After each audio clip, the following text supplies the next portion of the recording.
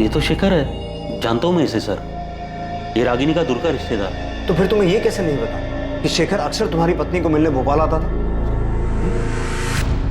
446218 ये तुम्हारी पत्नी रागिनी का फोन नंबर है, दूसरा फोन नंबर। रागिनी के पास दूसरा फोन भी था? कभी पता है नहीं उसको मुझे सर।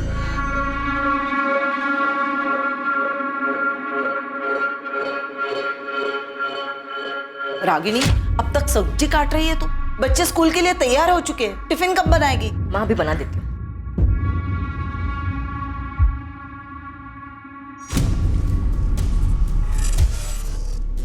रागिनी, किससे बात कर रहे हो इतने रात के?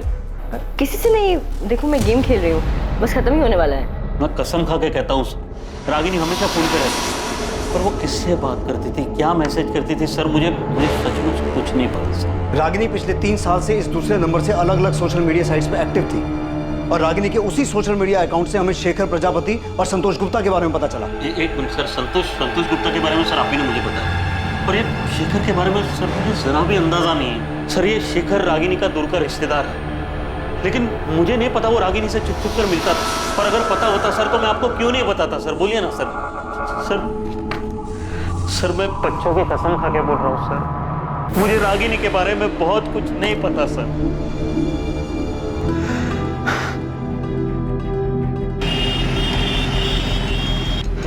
रागिनी गोयल, शेखर भोपाल में रागिनी से मिलने जाते थे?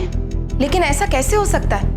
मुझे तो हमेशा उन्होंने यही बताया कि वो भोपाल काम के सिलसिले में जाते हैं। सुमित्रा जी, ये रहे शेखर के चैट रिकॉर्ड्स। पिछले 1 साल से वो दोनों भोपाल के अलग अलग लॉजेस में मिल रहे थे। हमने लॉज के मालिकों से भी कंफर्म किया है।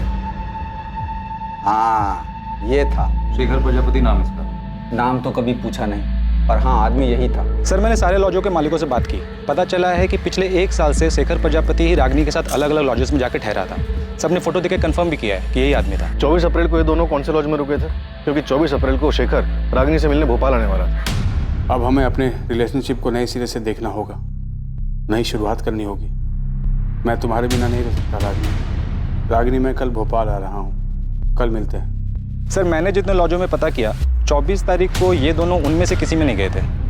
ऐसा कैसे हो सकता है बबलू? 24 अप्रैल को शेखर रागिनी से मिलने भोपाल आने वाला था, तो ये दोनों कहीं तो रुके होंगे। अच्छा सुन, हमें शेखर के घर का पता चल गया, तू लग जाए संतोष गुप्ता के पीछे, पता कर इसका ठिकाना का। ये सिंगापुर में तो नहीं है, इसका फोटो मैं तुझे भेजता हूँ। हाँ चलिए। हमारे पास इसका मैसेज है, उसने 22 अप्रैल को मैसेज किया था कि वो रागिनी से मिलने भोपाल आ रहा है। रागिनी मैं भोपाल आ रहा हूँ और इस बार तुम्हें अपने साथ सिंगापुर लेकर ही जाऊँगा। पिछली बार तुमने चीज़ें अधूरी छोड़ी थी, उसे अब पूरा कर दो प्लीज़। रागिनी मैं तुम्हारे बिना अधूरा हूँ, मेरे लिए तुम दुनिया की सबसे खूबसूरत औरत हो, मैं तुम्हारे बिना नहीं रह सकता। ये रागिनी के 2 बच्चे हैं, पति है, घर है, ऊपर में 2 एक्स्ट्रा साइड में प्यार करने वाले भी है। इसको लाइफ में और चाहिए क्या था? अब उसे लाइफ में क्या चाहिए था क्या नहीं, ये तो हमें नहीं पता। हमारा काम सिर्फ इतना है कि हम कातिल को जल्द से जल्द पकड़ें। तू जोर शोर से काम पर लग जा। ये शेखर और संतोष, इन दोनों को हमें जल्द से जल्द पकड़ना है। मम्मी पापा हमें छोड़ के नहीं जा सकते, वो हमसे बहुत प्यार करते हैं। बेटा, मैं समझ सकती हूँ तुम्हें ये सुनकर अच्छा नहीं लग रहा होगा। अनीता, सुमित्रा जी, ये सच है, हमें ये मैसेजेस रागिनी के चैट रिकॉर्ड में से मिले हैं। मैं तो कभी सोच भी नहीं सकती थी कि शेखर मुझे धोखा दे सकते हैं। शेखर इस वक्त कहाँ छुपे हो सकते हैं? अब मैं नहीं कह सकती वो कहाँ जा सकते हैं। अगर शेखर फोन करे तो आप हमसे छुपाइएगा मत, बहुत सारे सवाल हैं जो हमें उनसे करने हैं।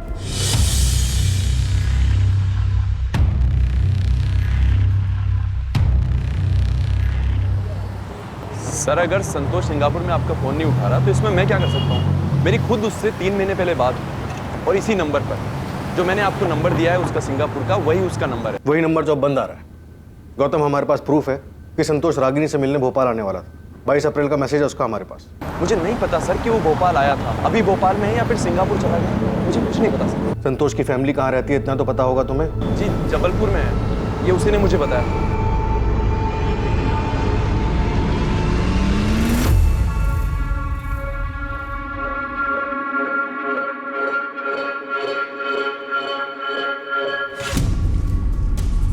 इस प्रशांत की छोटी बड़ी सभी डिटेल्स निकाल। अब मुझे भी उस पर डाउट हो रहा है कि कहीं इसी ने तो रागिनी का मर्डर नहीं किया।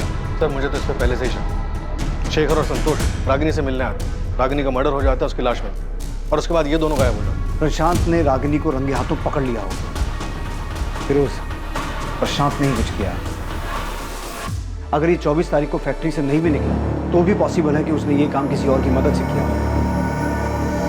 अगर प्रशांत ने ही रागिनी का मर्डर किया है तो सोचो बच्चों पे क्या बीतेगी जब उन्हें ये पता चलेगा कि उनकी माँ का मर्डर उनके पिता नहीं किया। सर मैं प्रशांत की फैक्ट्री जाकर पता करता हूँ। ये पता लगाओ कि रागिनी के मर्डर में उसने किसे और कैसे इस्तेमाल किया है। अगर ऐसा कुछ हुआ है तो मुजरिम जो भी हो हमें उस तक पहुंचना होगा। बच्चों का हक है ये जानने का कि उनकी माँ का कातिल कौन है।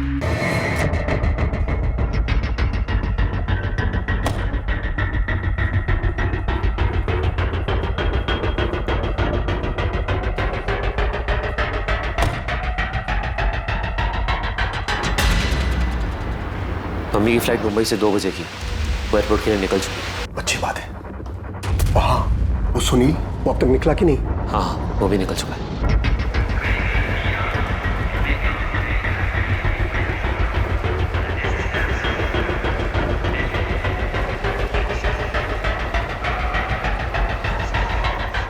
अच्छा वहाँ कोई पूछताछ के लिए आया था? हाँ पुलिस का कोई खबरी आया था। ये औरत इन दोनों में से किसी एक के साथ आपके होटल में आई थी क्या? नहीं, मैंने इन तीनों को कभी नहीं देखा। थोड़ा ध्यान से देखिए ना, 24 अप्रैल को आए होंगे।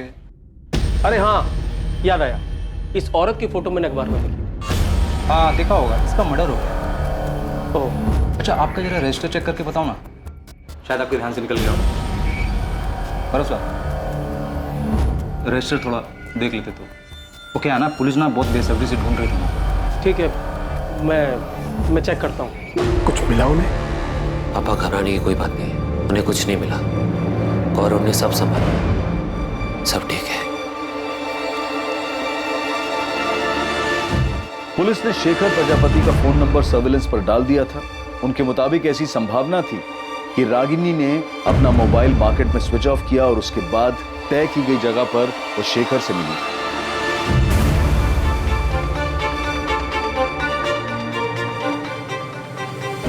इसके साथ साथ पुलिस संतोष गुप्ता के परिवार को भी ढूंढने में जुटी थी, जिससे वो संतोष गुप्ता के ठिकाने तक पहुंच सके। साथ ही उन्हें यह भी अंदेशा था कि जिस आदमी से फोन ऑफ करने के बाद रागिनी मार्केट में मिली थी वो संतोष भी हो सकता था।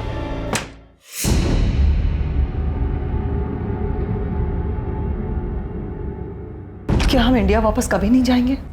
जाएंगे जानवी, क्यों नहीं जाएंगे? बस सिर्फ कुछ ही दिनों की बात है। एक बार ये सब ठंडा हो जाए फिर हम लोग आराम से चले जाएंगे। सर मैंने आपको पहले भी बताया था कि 24 अप्रैल को प्रशांत यहीं फैक्ट्री में था, और ये बात 100% सच है। प्रशांत की वाइफ का मर्डर हुआ है और जिन दो लोगों के साथ उसका अफेयर चल रहा था, संतोष और शेखर, उन दोनों का कोई अता पता नहीं। तो हो सकता है कि हम एक ही सवाल आपसे बार बार पूछें। अब चूंकि बार बार आप ये सवाल हमसे कर रहे हैं, इसलिए मैंने उसके असिस्टेंट गिरीश से भी पूछताछ की। मैंने उससे पूछा कि 24 अप्रैल को प्रशांत के बर्ताव में कुछ अजीब था क्या। तो क्या बताया गिरीश ने? सर उसने बताया कि 24 अप्रैल को प्रशांत बार बार आके उससे कुछ ना कुछ पूछ रहा था। अब गिरीश, वो प्राइम टेल्स ऑटोमोबाइल्स का ऑर्डर निकला क्या? हाँ, वो तो कल शाम को ही निकल गया था। शाम को ही? हाँ। और हाँ, ये जेपी स्पेयर पार्ट्स का? सर वो कैसे निकलेगा? उस ऑर्डर पे तो अभी काम चल रहा है ना। काम हुआ नहीं अभी तक।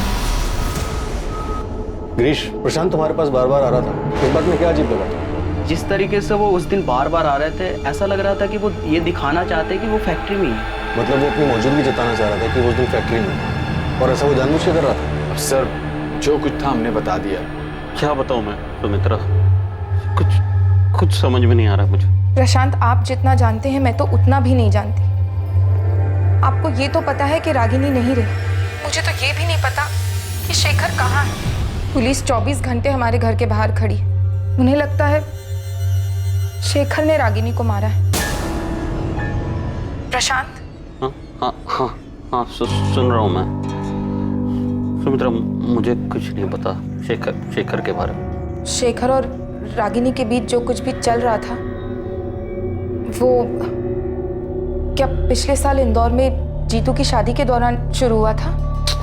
नहीं पता मुझे सुमित्रा, कुछ नहीं पता कब क्यों और कहाँ ये सब शुरू हुआ। लेकिन प्रशांत, जीतू की शादी में ही तो हम सब पहली बार मिले थे।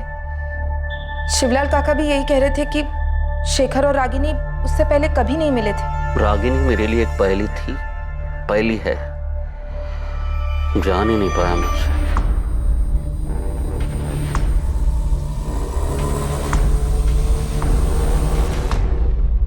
भैया, मम्मी हमें छोड़कर क्यों गई? भैया क्यों गई? रो मत प्रिया, मैं हूँ तेरे साथ। सर, शेखर का लास्ट लोकेशन मिल गया है। चतुर्भुज मार्केट प्लेस? यस सर, वो 24 तारीख को भोपाल आया था। ना तो शेखर की पत्नी सुमित्रा और ना ही रागिनी के मामा शिवलाल हमें बता पा रहे हैं कि शेखर कहाँ हो सकता है। हाँ सर, इन दोनों से कोई इन्फॉर्मेशन नहीं मिली। बस इतना पता चला कि शेखर अहमदाबाद में एक ट्रेडिंग कंपनी में काम करता था। कंपनी से पता चला कि वो महीने में सिक लीव लेता था और अपनी पत्नी को कहता था कि वो भोपाल काम से जा रहा है। और संतोष गुप्ता, उसके बारे में कुछ पता चला? उसके जबलपुर वाले घर का पता मिल गया। वहाँ की पुलिस उसके माँ बाप से मिल भी चुकी है। साहब, संतोष यहाँ नहीं है। करीब 1 साल हो गया उसे घर पर आए हुए। आप चाहो तो पूरे घर की तलाशी ले लो। तलाशी तो हम लेंगे नरेंद्र जी, लेकिन अगर वो हमें नहीं मिला तो आप लोग हमारी नजर में आ जाएंगे। साहब, हम तो जानते भी नहीं है कि रागिनी है कौन। और रही बात संतोष की, तो जब से वो सिंगापुर गया हमने उसकी शक्ल भी नहीं देखी है। देखिए, ये तो साफ हो चुका है कि संतोष का रागिनी के साथ 2 साल से चक्कर चल रहा था और रागिनी संतोष के पास 1 महीना रही भी थी। और अब ये भी साफ हो चुका है कि संतोष रागिनी से मिलने भोपाल आने वाला था और जिस दौरान वो रागिनी से मिलने भोपाल आने वाला था उसी टाइम पे रागिनी का कत्ल हुआ है। देखिए, भोपाल पुलिस ढूंढ रही है उसे। साहब, इसमें हम क्या कर सकते हैं? हमें डरा धमका करके आपको क्या मिलने वाला है? और साहब, अगर हमारी उससे बात हुई होती या अगर वो यहाँ होता तो हम आपसे क्यों छुपाते? सर, जबलपुर पुलिस ने पता किया। संतोष के माँ बाप को उसके बारे में कुछ भी नहीं पता और ना ही उसके दोस्त गौतम को कुछ पता है कि वो कहाँ रहता है सिंगापुर में या किस कंपनी में काम करता है। बबलू भी अभी तक पता नहीं लगा पा रहा कि 24 तारीख को रागिनी से मिलने कौन आया था, संतोष या शेखर, और वो कहाँ मिले थे। नहीं सर, उसके हाथ दोष नहीं लगा। बस इतना पता चला कि 24 तारीख को प्रशांत फैक्ट्री में था पर अजीब बर्ताव करा, नॉर्मल नहीं था। लेकिन इतना समझ में नहीं आ रहा है कि उसने रागिनी को अगर मारा तो कैसे। उसके फोन रिकॉर्ड से भी कुछ नहीं मिला। फिरोज, हमसे ऐसा क्या छूट रहा है, क्या मिस हो रहा है कि सामने आ ही नहीं पा रहा कि रागिनी उस दिन संतोष या शेखर में से किसे मिली, कहाँ मिली? कहीं तो मिले होंगे ना वो लोग। अगर प्रशांत ने किसी और को भी रागिनी के पीछे भेजा होगा तो रागिनी कहीं तो गई होगी, कहीं तो उसका मर्डर हुआ होगा। किसी ने तो ये सब किया होगा ना, किसी गाड़ी, किसी ट्रांसपोर्ट का इस्तेमाल हुआ होगा। और जाहिर सी बात है, मर्डर है तो पैसे भी लिए दिए गए होंगे।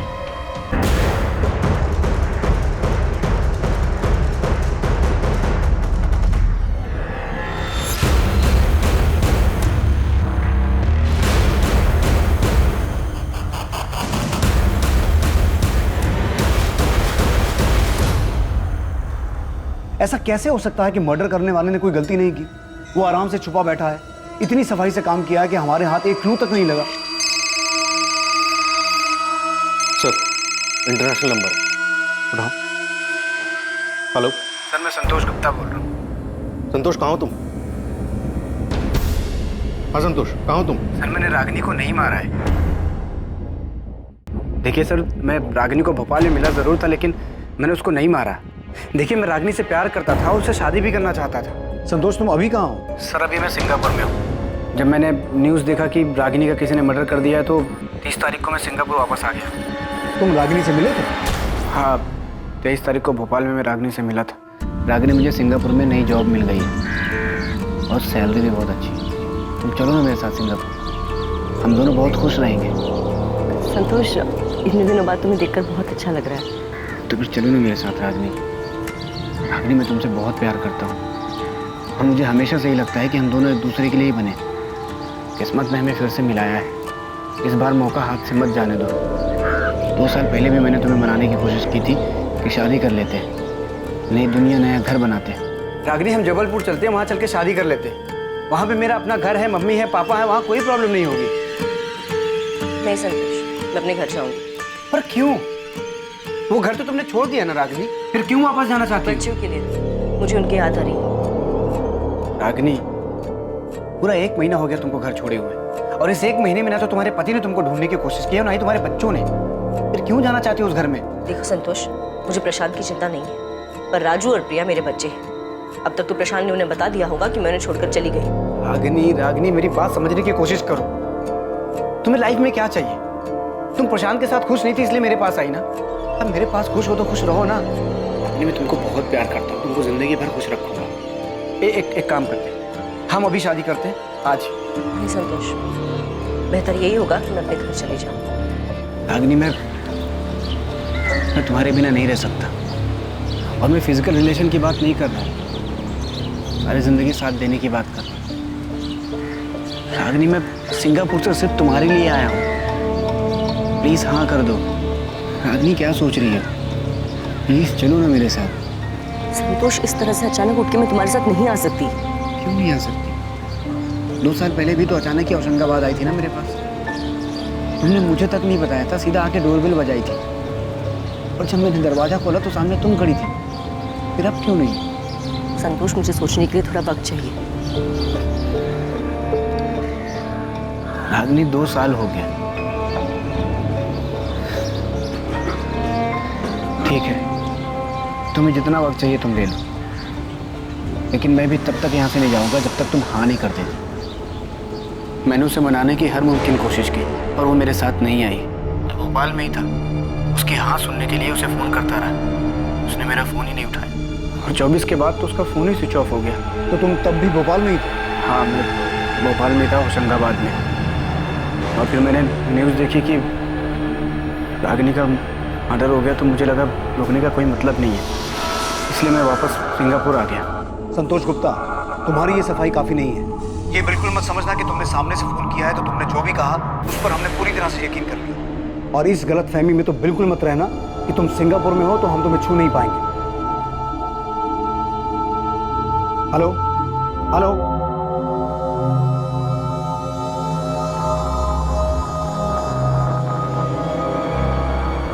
फिर इसके बाद वहीं तक सच होगी जहाँ तक ये रागिनी को मना रहा है। रागिनी के मना करने और इसकी ये बात मान लेने की कहानी सब बकवास है। हो सकता है बकवास हो फिरोज, पर मुझे ये रागिनी समझ में नहीं आ रही। क्या औरत थी ये? एक तरफ शेखर, एक तरफ संतोष, 2 बच्चे भी थे। ये कर क्या रही थी? चाहती क्या थी? सर, राजनगर पुलिस स्टेशन से फोन आया था, उन्हें एक डेड बॉडी मिली। किसकी? शेखर प्रजापति की। डेड बॉडी बोरी में थी।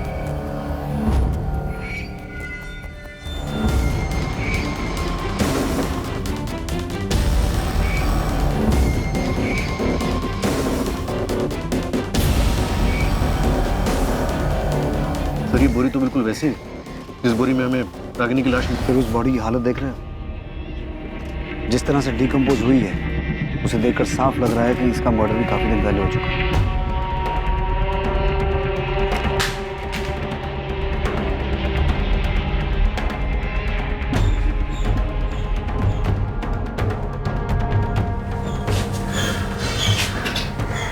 क्या हुआ?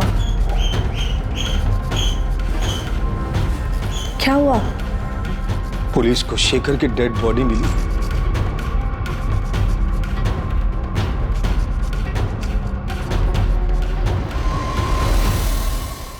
बॉडी जिस हालत में मिली है या जिस तरह से डिकम्पोज हो चुकी है, सही वक्त बताना मुश्किल है। पर ऐसा हो सकता है कि इसका मर्डर भी रागिनी की तरह 24 अप्रैल को ही हुआ हो।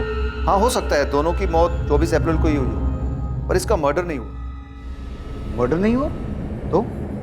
इसकी बॉडी से पॉइजन के ट्रेसेस मिले, वो भी बड़ी मात्रा में। पॉइजन? जी। तो आप ये कहना चाहते हैं कि शेखर का मर्डर नहीं हुआ बल्कि इसने आत्महत्या की है? इतना तो श्योर होकर बोल सकता हूँ कि इसको जहर जबरदस्ती नहीं दिया गया। हाँ, किसी चीज में मिक्स करके दिया हो तो पता नहीं। कैसे मारा तूने रागिनी को? शेखर को जहर कैसे दिया? अब ये मत कहना कि तुझे कुछ नहीं पता, क्योंकि हमें पता है कि 24 तारीख को तो अपनी फैक्ट्री के स्टाफ को जानबूझ के ये जता रहा था कि तू वहां है। किसे भेजा था उनके बीच? ये बेबस बनने का नाटक खत्म हुआ प्रशांत। याद रख, तुझे अपने बच्चों का सामना भी करना है, क्योंकि कहीं ना कहीं उन्हें भी इस बात का एहसास है कि उनकी माँ का कत्ल तूने किया है। मैं अपने बच्चों से बहुत प्यार करता हूँ सर, हमेशा उनका ख्याल रखता। रागिनी अब उनके साथ नहीं है तो क्या? वो उनके दिल, दिमाग और यादों में हमेशा रहे। ये संत बनने का नाटक बंद कर प्रशांत, और ये बता कि रागिनी का मर्डर कैसे किया, कहाँ किया, शेखर को जहर कैसे दिया, कैसे मारा तूने इन दोनों को? शेखर की बेटी नेहा, इन सब मासूमों की जिंदगी बर्बाद कर दी। नहीं की सर, मैंने किसी की जिंदगी बर्बाद, किसी को कोई दुख नहीं दिया मैंने। रागिनी ने सब बर्बाद किया सर।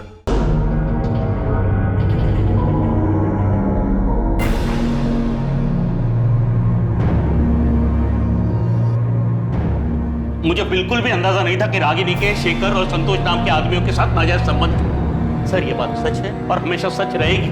आप चाहे मुझ पर कितना भी शक करो कि मैंने मारा है रागिनी को। सर मारा होता ना तो कबूल करने में मुझे कोई दिक्कत नहीं थी, क्योंकि ये बात किसी से नहीं छुपी कि रागिनी मेरे साथ खुश नहीं थी और ना ही मैं उसके साथ खुश थी। और ये बात भी नहीं छुपी कि हमारी शादी में कुछ नहीं बचा था, मर चुकी थी वो। आपको अंदाजा भी नहीं होगा कि मैंने अकेले बच्चों को कैसे पाला है, माँ के होते हुए भी। वो माँ जो बस लगातार फोन पे लगी रहती थी, 24 घंटे किसी के साथ बातें करती रहती थी। सर आपके सामने तो सिर्फ शेखर और संतोष के नाम आए ना, और न जाने कितने नाम और भी होंगे, लोग होंगे जो अभी तक बाहर नहीं आए, छुपे हुए हैं। कैसा महसूस होता होगा मुझे एक पति को जब उसकी पत्नी बिना कुछ बताए घर के बाहर इसलिए निकलती ताकि वो दूसरे मर्दों के साथ नाजायज संबंध बना सके, अपने सुख के लिए, अपने परिवार, अपने गृहस्थी, यहाँ तक कि अपना बच्चों का भविष्य दांव पे लगा दे। सर मेरी बात छोड़िए मुझे जाने दीजिए। पर वो क्या थी, ऐसा क्यों कर रही थी सर वो? मैं क्या, उसके खुद के मामा जी भी पता नहीं पा, समझ नहीं पा रहे वो। Nita, foreign commissioner office request भेजो संतोष को सिंगापुर से इंडिया लाने के लिए। मुझे किसी भी कीमत पर वो आदमी यहाँ चाहिए। सर अभी भेज दीजिए। एक औरत ऐसे ही किसी को गार्डन में मिली, कोई आया, उसका गला दबाया, एक और आदमी को जहर पिला के मार दिया। ऐसा नहीं हो सकता फिरोज। जरूर शेखर और रागिनी कहीं मिले होंगे किसी ऐसी जगह पर जहां संतोष या प्रशांत ने उनका पीछा किया और मार डाला।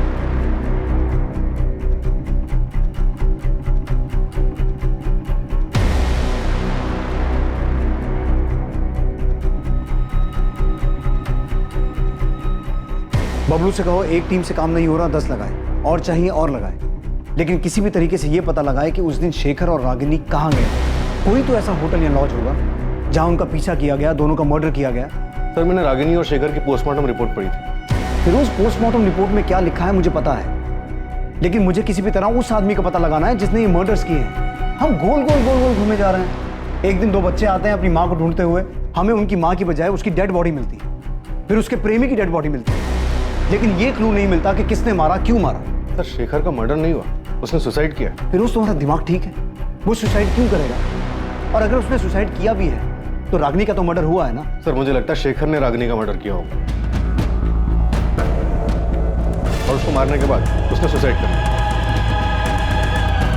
पहले उसने रागिनी को मारा, फिर उसने सुसाइड किया, और फिर आसमान से कोई टपका जिसने दोनों की डेड बॉडी को बोरे में डाल के ठिकाने लगा दिया। फिर मुझे कोई थ्योरी नहीं चाहिए, ये केस ऐसे बंद नहीं हो सकता। मुझे किसी भी हाल में उस मर्डर का पता लगाना है। उसने क्यों मारा, कहां मारा, कैसे मारा, किस मकसद से मारा, इन सभी सवालों के जवाब चाहिए। अंडरस्टूड?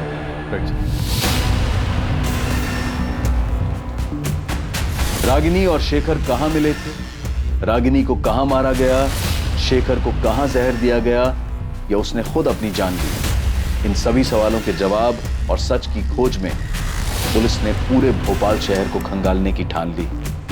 दूसरी तरफ संतोष को सिंगापुर से इंडिया वापस लाने की कोशिशें भी तेज कर दी गई। एक बार पुलिस से बात करने के बाद संतोष ने अपना फोन स्विच ऑन किया ही नहीं। वो ना तो अब किसी फोन और ना ही किसी मैसेज का जवाब दे रहा।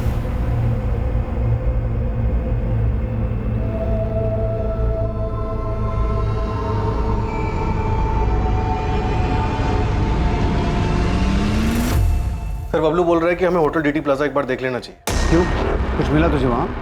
नहीं सर, कुछ नहीं मिला, इसी के लिए तो बोल रहा हूँ। बबलू अंधेरे में तीर मत चला, मुझे इस केस में स्ट्रॉन्ग लीड चाहिए। इस बात की लीड कहीं से नहीं मिल पा रही है कि रागिनी और शेखर मार्केट में मिलने के बाद गए कहाँ। सर मैंने हर लॉज छान मारा।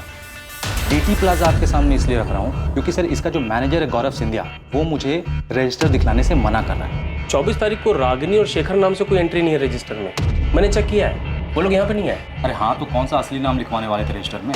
नाम बदल के आए होंगे। हाँ, अगर नाम बदल के भी रहते तो शक्ल तो याद रहती ना। और वैसे भी 24 तारीख को होटल पूरा खाली ही था। मैं कह रहा हूँ ना कि वो लोग यहाँ पे नहीं है। सर ये बोल के उसने मुझे डरका दिया, पर छोटा सा होटल है और फील्डिंग की तो पता चला होटल में काम करने वाला एक बंदा है सुनील मीना नाम का, जो लंबी छुट्टी पर गया है। बबलू भाई झोल क्या है वो तो पता नहीं, लेकिन उस होटल में एक वर्कर सुनील मीना 27 अप्रैल से गायब है। गायब है मतलब लंबी छुट्टी पे।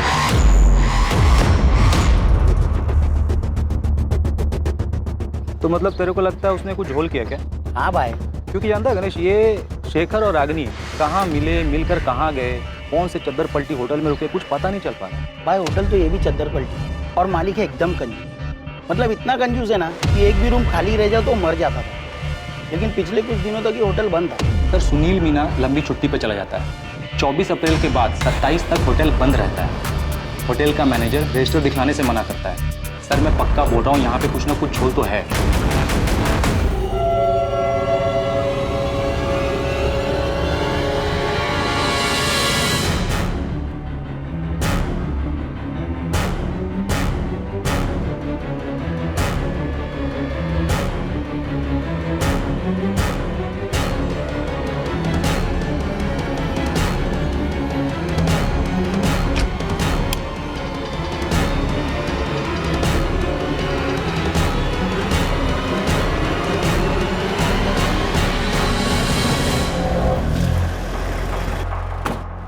तो ही है ना गौरव सिंधिया, यहाँ का मैनेजर। हमारे आदमी को रजिस्टर क्यों नहीं दिखा रहा था? चल रजिस्टर निकाल। सब ये रहा।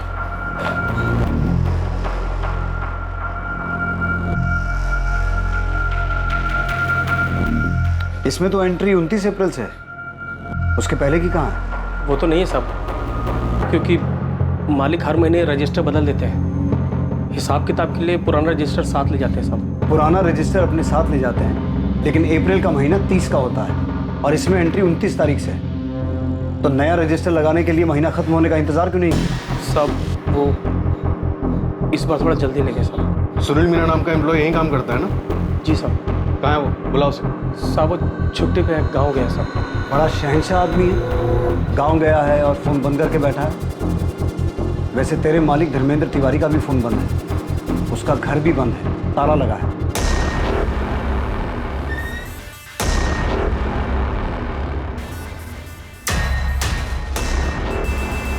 तेरा मालिक भी गाँव गया है, चल कर आया। तूने बबलू से कहा था कि 24 तारीख को ये दोनों यहाँ नहीं आए थे।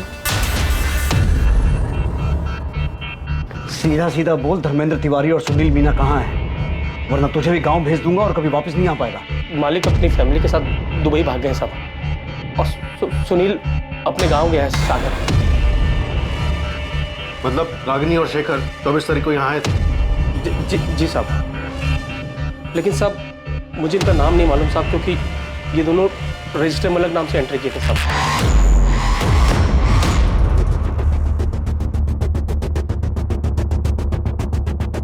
इन दोनों को किसने मारा? किसने? या इसने?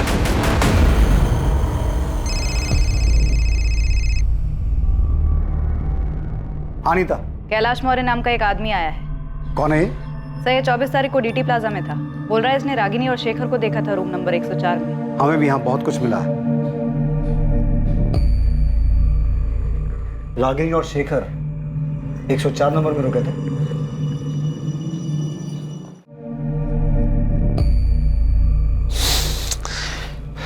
गौरव फोन ही नहीं उठा रहा। तो होटल के लैंडलाइन में फोन करो ना। किया था, पर वहां कांस्टेबल था इसलिए बात नहीं हो पाई। पुलिस को सब पता चल गया क्या? सर मैंने इस औरत की फोटो अखबार में देखी थी कुछ दिन पहले। तो जब देखी थी तब क्यों नहीं आया हमारे पास? सर मैं बहुत डर गया था। उस दिन मैं डीटी प्लाजा में रूम नंबर 102 में रुका था। वो मैं क्या? सर मैं एक लेडी के साथ गया था।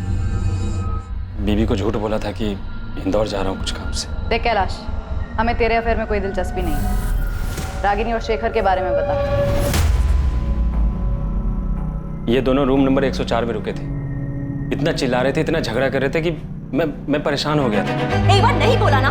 देखो शेखर, तुम मेरे साथ जबरदस्ती नहीं कर सकते हो। या तो तुम अभी डिसाइड करो, ये आज हम दोनों की जिंदगी का आखिरी दिन होगा। बोल रहा हूँ मैं। तुम्हें होश भी है? तुम क्या कह रहे हो? हाँ, तुम्हारी भी फैमिली है और मेरी भी। हमारे बीच जो है उससे ज्यादा और कुछ नहीं हो सकता, और उससे ज्यादा तुम डिमांड भी नहीं कर सकते। हाँ क्या है भाई? सॉरी यार, थोड़ा धीरे बात करो। यहाँ तुम लोग चिल्ला रहे हो, मुझे डिस्टर्ब हो रहा है। हम अपने रूम में चिल्ला रहे हैं, तुम्हें इसमें क्या प्रॉब्लम हो रही है? तुम अपने रूम में रहो ना। भाई मैं अपने ही रूम में हूँ, तुम्हारी आवाज वहां तक आ रही है। हाँ ठीक है, सॉरी, अब नहीं आएगी। जाओ। इतना बोलने के बाद भी इनका झगड़ा बंद नहीं हुआ। थक हार के मुझे रूम सर्विस पे फोन कर।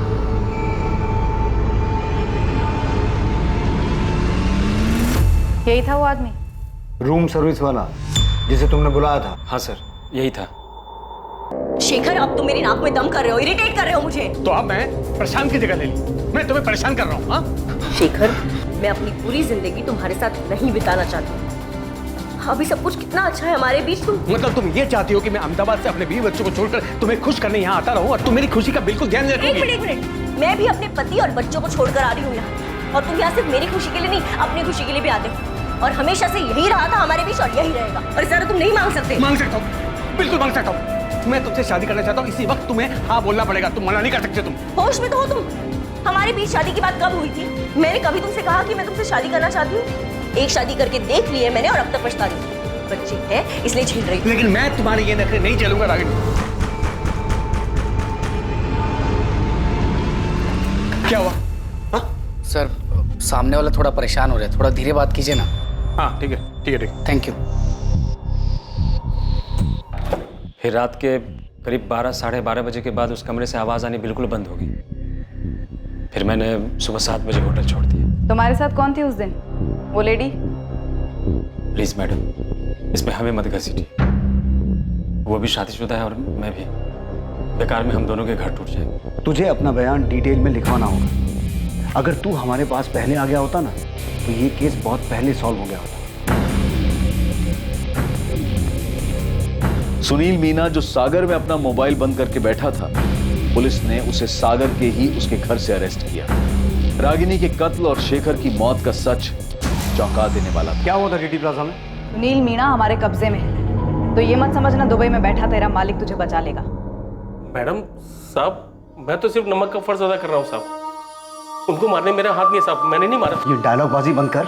अगर तेरा हाथ नहीं है तो रागिनी और शेखर को मारा किसने? होटल में से किसी का हाथ नहीं साहब, किसी ने नहीं मारा। तो फिर रागिनी और शेखर मरे कैसे?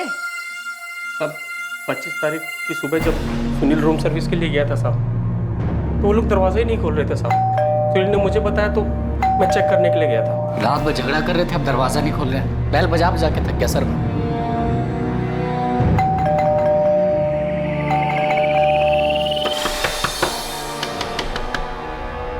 चंद्रप्रकाश जी, गरिमा जी, हम समझ ही नहीं पा रहे थे वो दरवाजा क्यों नहीं खोल रहे। जब उन्होंने दरवाजा खोला नहीं था तब मैंने मास्टर की से दरवाजा खोला सर।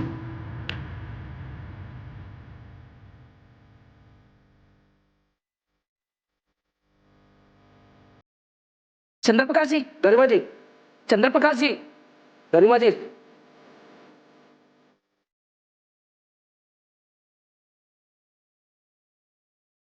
इसकी तो सांसें नहीं चल रही। इसकी भी सांसें नहीं चल रही। साहब, मैंने तुरंत तिवारी जी को फोन किया साहब। वो फौरन अपने बेटे करण के साथ होटल आ गए। पापा, दोनों मर चुके।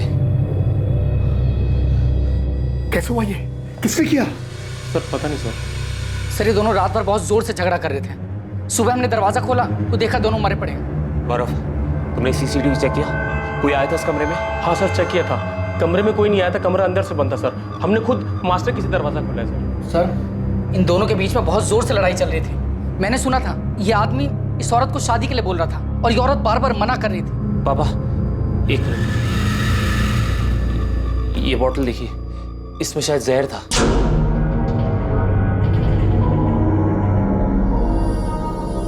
सर मैंने खुद सीसीटीवी चेक किया सर, कमरे में कोई नहीं आया था। सर हो सकता है इस आदमी ने पहले उस औरत को मारा हो और बाद में जहर पी लिया। My God. सर ये देखिए। पापा, इनके पर्सन की आईडी कार्ड मिले। लड़की का नाम था रागिनी गोयल और लड़के का नाम शेखर प्रजापति। सर वो तो मैं देखते ही समझ गया था कि दोनों फर्जी नाम से ठहरे हैं। अब क्या करें? पुलिस के पास जाएंगे तो खामखा बात फैलेगी, होटल का नाम खराब होगा, धंधा बंद हो जाएगा, हम सब फंस जाएंगे। वो अलग, क्योंकि पुलिस तो ये मानेगी नहीं कि इन दोनों के बीच झगड़ा हुआ था और इसलिए इस आदमी ने ये सब किया है। पापा, हम इनको जानते ही नहीं है। इन्होंने रजिस्टर में भी गलत नाम लिखा है। इनके फैमिली वाले अब जो भी है यहाँ तक पहुँच ही नहीं पाएंगे। तुम कहना क्या चाहते? यही कि अगर हम इनकी बॉडी ठिकाने लगा दें तो किसी को पता ही नहीं चलेगा ये लोग यहाँ कभी आए भी थे या इधर कुछ भी हुआ था।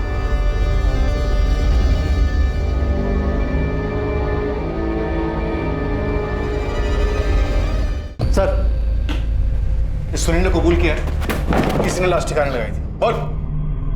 मालिक का नमक खाया साहब। अब आप ही बताओ, मालिक के साथ नमक हरामी कैसे कर सकते थे? और सब सच कह रहे, इसमें हमारे मालिक का भी कोई कसूर नहीं है साहब। तूने भी नमक खाया? ये बोल, बॉडीज को ठिकाने कैसे लगाया? गाड़ी किसकी थी? सब वो गाड़ी मेरे दोस्त बिरजू की थी।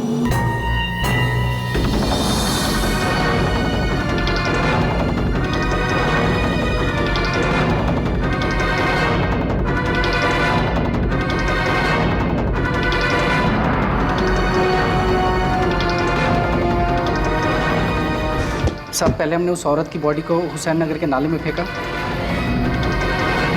और फिर आदमी की बॉडी को चंदन नगर के जंगल में फेंक दिया।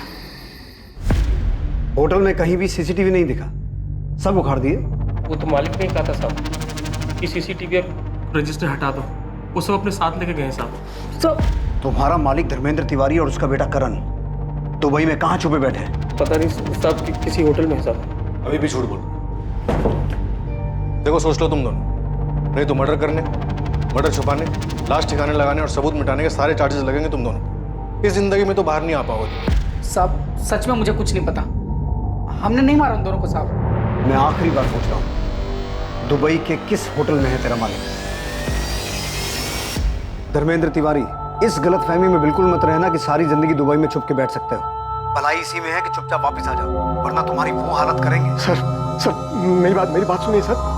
हमने तो सिर्फ बॉडी फेंकवाया था सर, और वो भी हमने इसलिए किया क्योंकि हम बहुत डर गए थे सर। तिवारी, तूने क्या किया था क्या नहीं किया था ये मैं तभी सुनूंगा जब तू मेरे सामने होगा। अभी मैं तेरी किसी भी बात का यकीन नहीं कर रहा हूँ। सर मैं सच कह रहा हूँ, मेरे पास रजिस्टर और सीसीटीवी फुटेज दोनों है सर, आप चाहे तो देख लीजिएगा। उस कमरे में कोई नहीं गया सर, उस आदमी ने खुद उस औरत को मारा है और फिर कुछ जहर पी लिया। तिवारी, मैं तुझे 1 दिन का टाइम दे रहा हूँ। रजिस्टर, सीसीटीवी और अपने बेटे के साथ तू मेरे सामने होना चाहिए। और अगर ऐसा नहीं हुआ और तूने वहां से कहीं और भागने की सोची तो याद रख, तुझे वहीं से उठवा लूंगा। और इस बात की गारंटी मैं देता हूं कि तुम दोनों इसके बाद ये जिंदगी जीना नहीं चाहोगे। सर मेरी बात सुनिए सर।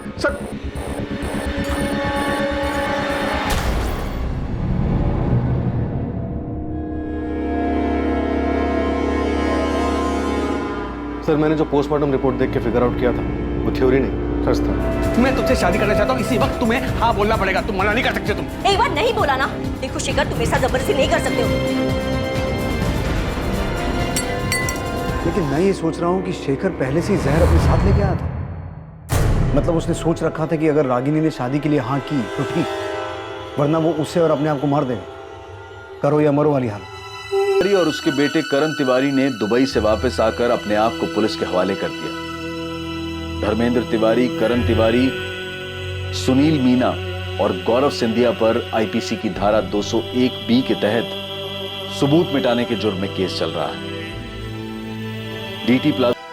मुझे पता है कि आप लोग बहुत दुखी हो, इतना आसान नहीं इस दुख को बुलाना, पर आप दोनों को स्ट्रांग बनना होगा। आपके पापा आपके साथ हैं और वो हमेशा रहेंगे।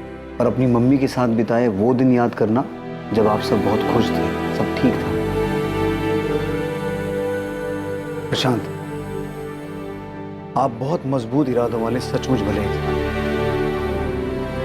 बच्चों को अब आपकी पहले से कहीं ज्यादा जरूरत है। वो दुखी हैं, सदमे में हैं, उनका ध्यान रखना।